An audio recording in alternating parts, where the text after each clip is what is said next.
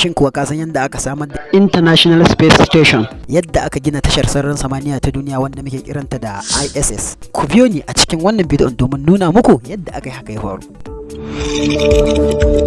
Ku kasance da rumbun bayanai duniyar ilimi. A shekara ta 1998 ne aka fara gina tashar sararin samaniya ta duniya wanda muke kiranta da ISS. Da shashin farko mai nuna abubuwan mamaki wanda Rasha ta harba zuwa sararin samaniya. Suna kiransa da Zaria. Bayan haka Amurka ta tura wani bangare na Unity wanda aka hada su a sararin samaniya. Kasashe da dama sun hada kai wajen gina ISS, ciki har da Amurka, Rasha, Canada, Japan da kasashen Turai.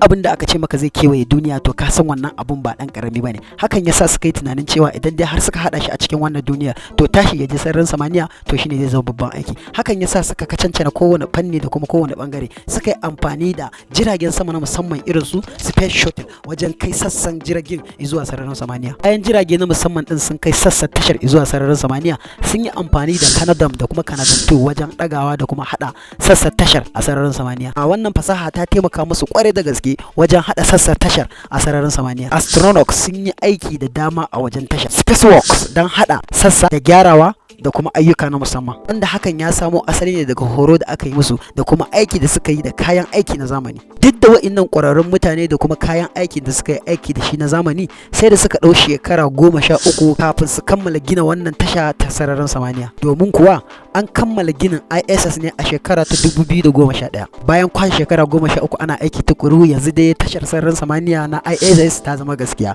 Yadda take da sassa daban-daban a cikinta, yadda suka hada da bangaren bincike, dakunan kwana da kuma bangaren gudanar da ayyuka. Babu laifi a daidai nan gurin idan dai kamun tambaya menene amfanin gina tashar sararin samaniya ta ISS. Amsa ita ce, ita dai ISS tana taka muhimmiyar rawa wajen ba da gudunmawa wajen bincike na sararin samaniya, wanda hakan ke sa duk wani motsi na sama ko na ƙasa ko na me za mu iya ɗauka kuma za mu iya saurara. Shi ke ba da dama ake gudanar da bincike a sararin samaniya da kuma gwaje-gwaje da shirye-shiryen tura mutane zuwa duniyar wata da kuma duniyar Mars. Sannan zai iya zama alamar haɗin gwiwa na ƙasashe daban-daban a fannin bincike na kimiyyar sararin samaniya.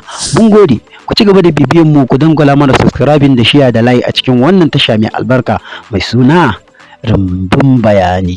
Mun gode.